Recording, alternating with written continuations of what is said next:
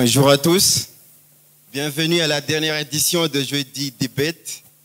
Je me nomme Mokhtar Ibrahim Aliba, étudiant en informatique à l'US-UESI. Je suis membre actif de l'association Évolution et vice-président de l'association Frécotem. Comme on l'on dit souvent, on réserve toujours le meilleur pour la fin. Et c'est ce qui nous a préservé le jeudi DPO aujourd'hui. Un débat très intéressant, un débat exceptionnel, avec un thème très intéressant, puisqu'il concerne la vie d'un étudiant après ses études. En regardant cette salle, j'ai pu constater que la majorité du public, ce sont des étudiants. Je vous dédie personnellement ce débat. Mesdames et messieurs, le thème s'intitule « Après ses études, servir son pays ou partir à l'étranger ». On a deux équipes exceptionnelles, deux équipes débattrices exceptionnelles qui sont prêtes de s'affronter, non avec des coups, mais plutôt avec des paroles qui vont de l'or. À ma droite, on a l'équipe prête à servir son pays. Ce sont des jeunes étudiants qui aiment exprimer leurs idées et donner leurs avis. Ainsi, ils sont tous les trois membres du club Caragiste, un club d'art oratoire d'un institut du capital qui est l'STT. On a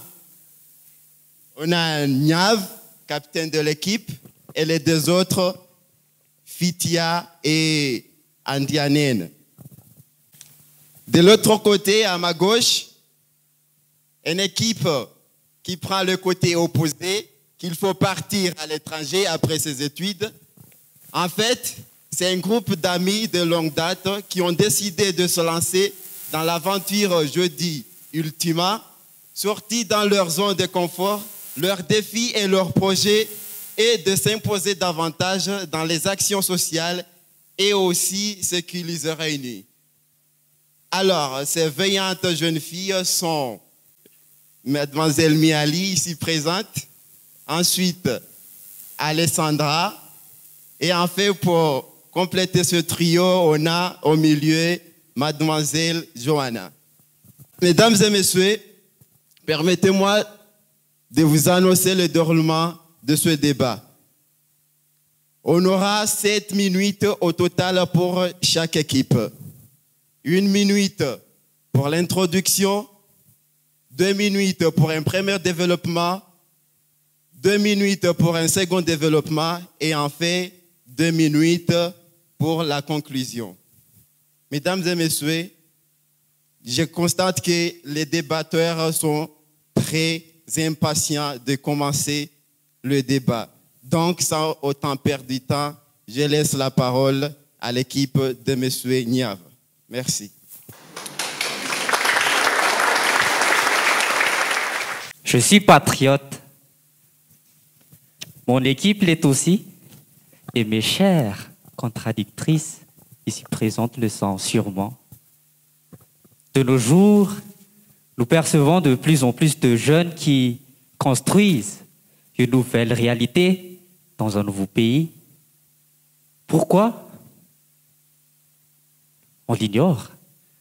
Mais ce qui est sûr, c'est que les membres de mon équipe ici présente vont vous convaincre qu'il est également essentiel de ne pas oublier son identité, sa culture, son pays. Merci.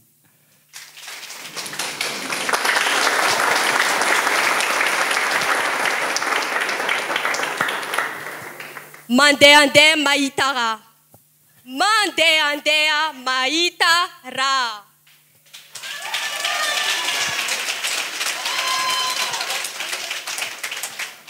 Colomb l'explorateur a découvert l'Amérique en 1492. C'est ce qu'on nous a appris. Toutefois, très chère assistance, savez-vous comment il a fait? Non, vous ne savez pas? Pourtant, c'est simple. Il est sorti de son cadre habituel, de son pays. En d'autres termes, il est parti à l'étranger. Ce fut en bien et en mal, j'en conviens. Toutefois, cela a été même bénéfique pour son pays natal. Tout cela pour vous dire que l'élément déclencheur a été de partir à l'étranger. En 2021, nous ne sommes pas en reste, puisqu'après nos études, se pose encore plus la question de savoir qu'est-ce qu'on va faire, qu'est-ce qu'on va devenir. Alors, je sais que c'est très difficile d'ouvrir une porte sans savoir ce qu'il y a derrière, mais la vie est encore sujette aux découvertes. Et je pense qu'il y a un explorateur en chacun de nous. Alors, très chère assistance, si vous avez l'opportunité de partir à l'étranger, ne le feriez-vous pas ?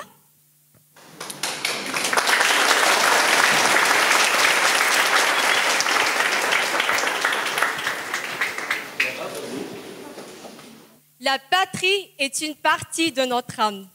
Nous y avons vu le jour, nous y avons construit notre histoire, et quand nous nous éteindrons, nous y retournerons. Voilà pourquoi, mesdemoiselles et messieurs, nous nous devons de faire quelque chose pour le pays, user de nos acquis pour le faire développer, sachant qu'on a le pouvoir de faire, c'est un devoir même qu'on a envers ce pays-là. Et pourtant, découverte, indépendance, opportunité, telles sont les principales raisons et motivations pour lesquelles les gens partent pour l'étranger. Mais dites-moi, parmi toutes les vingtaines de réserves naturelles du pays, combien avez-vous déjà visité? Qu'en est-il des dialectes malgaches? Combien savez-vous parler? Croyez-moi, dans une grande île comme la nôtre, où des terres, des secteurs restent encore inexploités et oubliés, opportunités, découvertes et indépendance, vous serez servis comme de l'or sur un plateau. Mais vous allez me dire, ce n'est pas parce qu'on part qu'on ne contribuera pas au développement de notre pays. On part, mais on y reviendra emmener le changement. Sachant que la majorité des personnes ayant dit cela à leur départ, ils sont restés ailleurs jusqu'à aujourd'hui, au moment où le pays a le plus besoin d'elles. Et puis, pourquoi toujours cette tendance à vouloir importer d'ailleurs, alors qu'on peut juste améliorer ce qu'il y a déjà et faire avec les moyens du bord?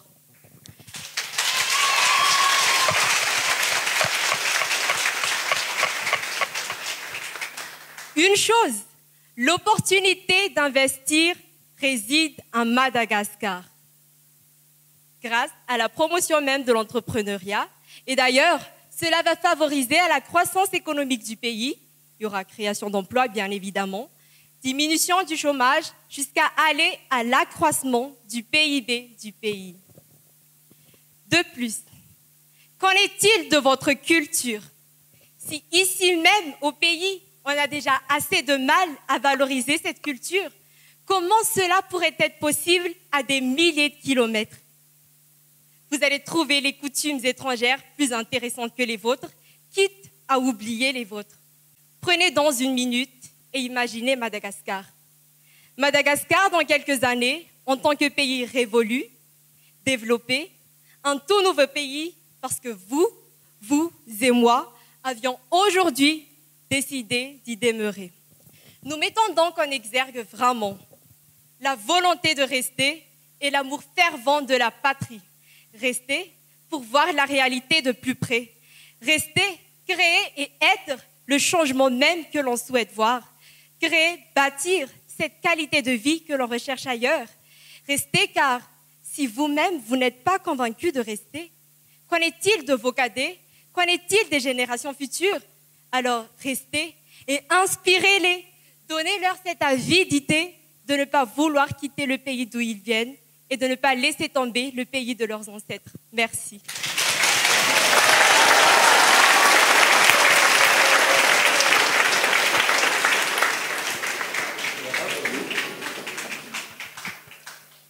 Après ses études, servir son pays ou partir à l'étranger. Tout d'abord, après ses études, ça peut être après son bac, après l'obtention de son master, ou même quand on est déjà dans le domaine professionnel. Et rester ici, pourquoi?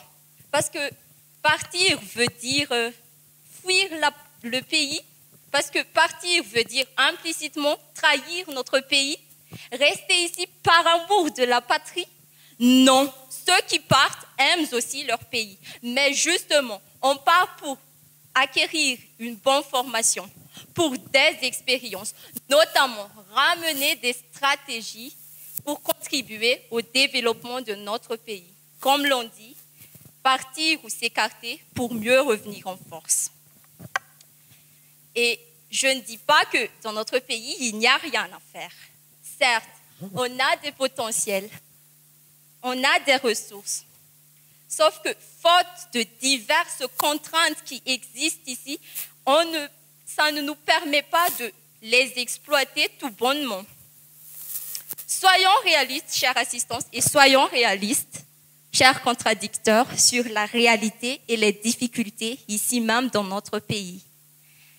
Le manque d'infrastructures, comme par exemple ceux qui sont dans le domaine scientifique, manque de labos, manque de matériel et de fournitures qui ne permettent pas de passer dans la pratique au lieu de se saouler toute l'année avec des théories.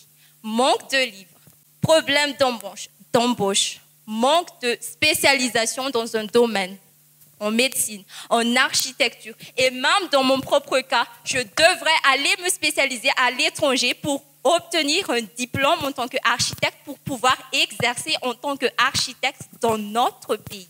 Et d'ailleurs, toute peine mérite salaire, non? Notre compétence, notre talent, tout ce qu'on a acquis, tout ce qu'on s'est tué, corps et âme, à apprendre durant des années, mérite d'être valorisé. Et malheureusement, je suis navrée de le dire, mais ici, actuellement, la non-valorisation des intellectuels se fait de plus en plus sentir, que ce soit dans la science, dans la littérature et même dans l'art. Vous n'avez qu'à voir l'exposition éphémère sur les murs de Gigi Rabéarville. Éphémère comme son nom l'indique, c'était pour voir la résistance de l'œuvre par rapport au temps et aux intempéries. Malheureusement, ce n'était ni le temps ni les intempéries qui étaient l'ennemi, mais plutôt nos chers compatriotes. Et vous allez blâmer ces personnes ou ces artistes-là quand ils arrivent mieux à s'en sortir à l'étranger, alors qu'eux aussi, ils ont besoin de revenus, ils ont aussi une famille à nourrir. Partir à l'étranger ne veut dire en aucun cas renier notre identité ou notre culture. Ça peut même être dans le but de les promouvoir à travers le monde entier. Et pour rajouter, oui, c'est vrai que je reviens, on a du potentiel. Sauf que on ne sait pas comment les exploiter. Et vous allez me dire, oui, pourquoi ne pas utiliser nos savoir-faire pour mieux les exploiter? Mais une citation dit, inspirez-vous des autres. Inspirez-vous de leurs réussites, mais également de leurs échecs. Inspirez-vous pour en faire la propre formule qui vous correspond. Ainsi, il est important ou nécessaire même de partir à l'étranger. Merci.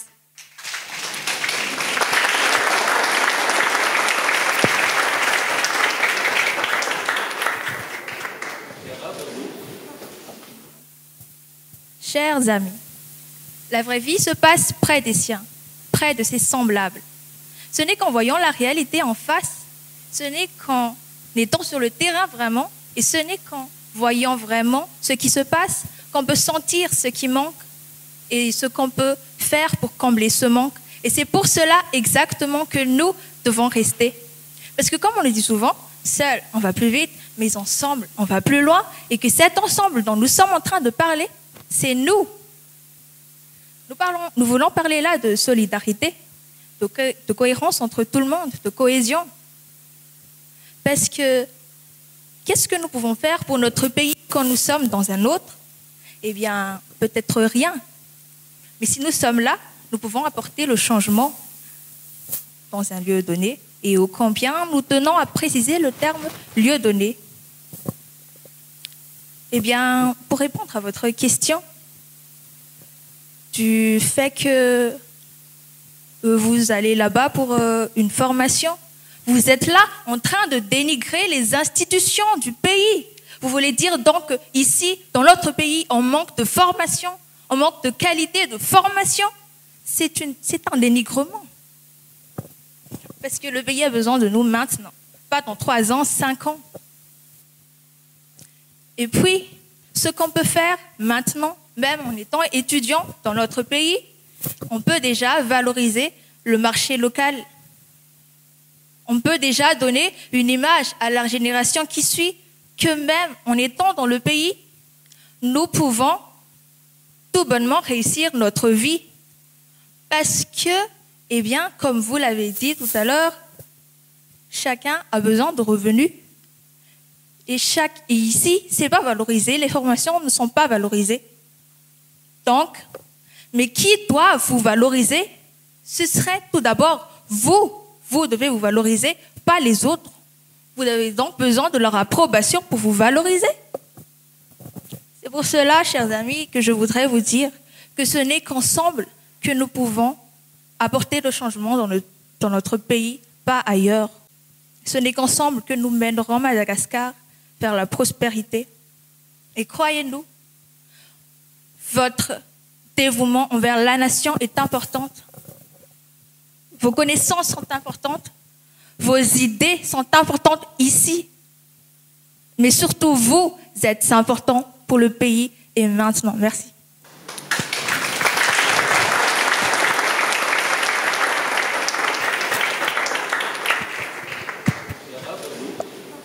Alors, l'on dit qu'un faucon, une fois pris, ne se débat plus. Alors, tel une fauconnière, je vais dresser vos arguments pour qu'ils aillent dans notre sens. Nous disons souvent, loin des yeux, loin du cœur, mais c'est un proverbe bien menteur. Car malgré la distance, c'est à Madagascar que l'on pense. Alors,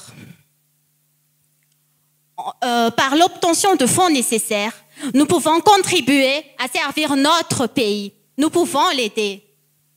Prenons le cas d'une jeune femme. Elle s'appelle Josie.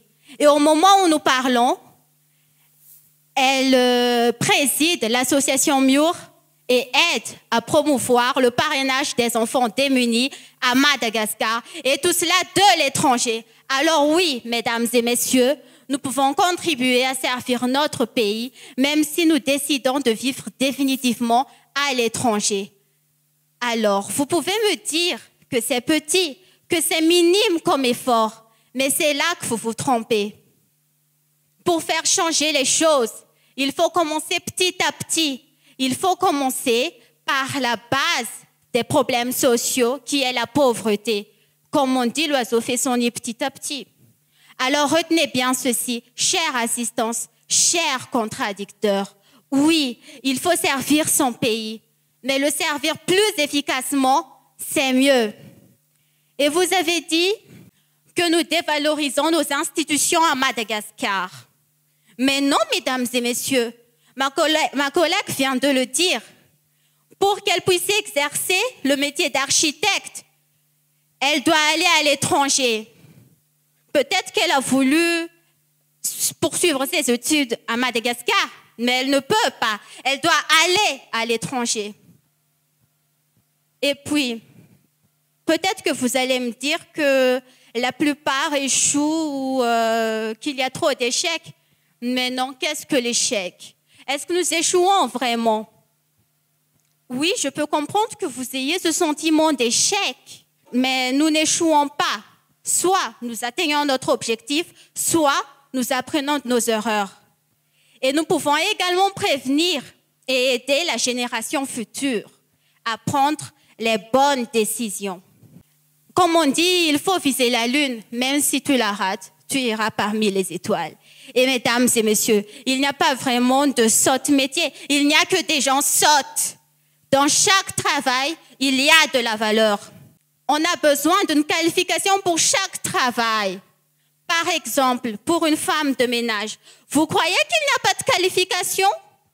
Combien d'entre vous peuvent se réveiller à 2 heures du matin, 3 heures du matin pour aller travailler, puis revenir chez soi, s'occuper de leurs enfants? Combien? Dans chaque travail, il y a une qualification.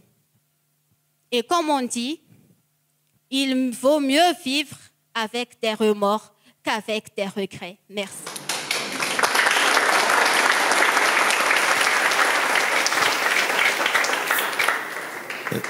Le débat est au rendez-vous. car on a pu constater que les arguments avancés par les deux équipes sont vrais, absolument vrais, on ne peut pas les nier.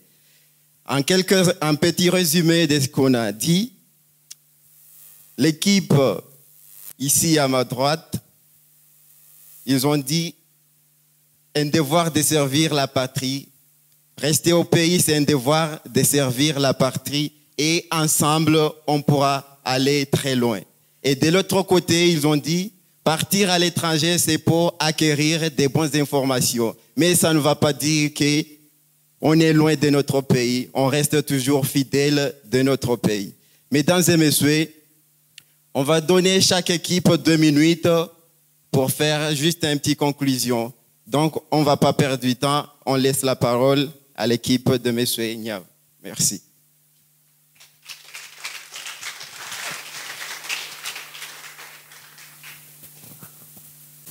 Si le pays en question était Madagascar, alors je dirais qu'on m'a formé pour être Oulpirénène. On m'a aussi éduqué pour être une personne de changement dans mon pays. On sait tous que Madagascar est un pays pauvre. Tout le monde le sait. Elle a besoin de nous, les jeunes malagasy. Elle a besoin de nous parce que nous sommes des jeunes qui devraient être conscients de ce que c'est la responsabilité de servir son pays. Madagascar n'est pas qu'un pays, c'est aussi notre identité, notre histoire, notre culture, une partie de nous-mêmes. Ce débat ne devrait même pas y avoir lieu. Cher public, merci.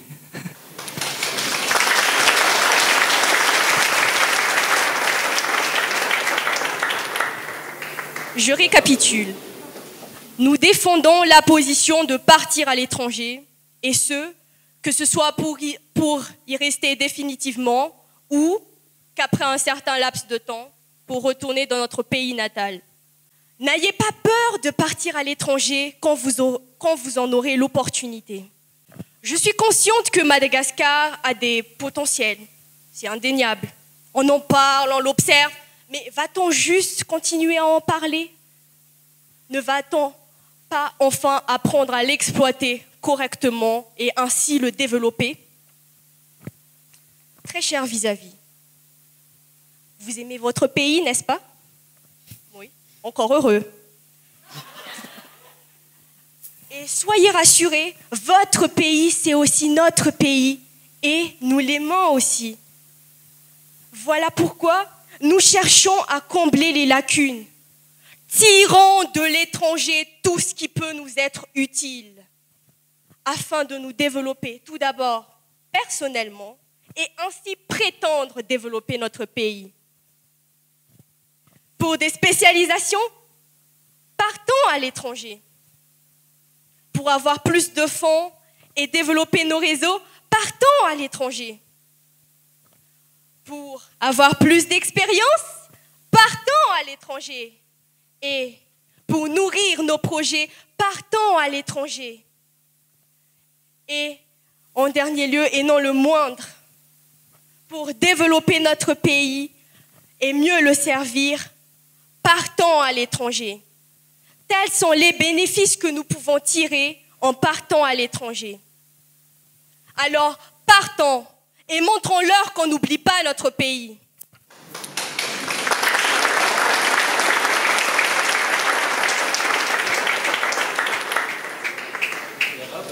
Applaudissons encore une fois les deux équipes, ils étaient très exceptionnels.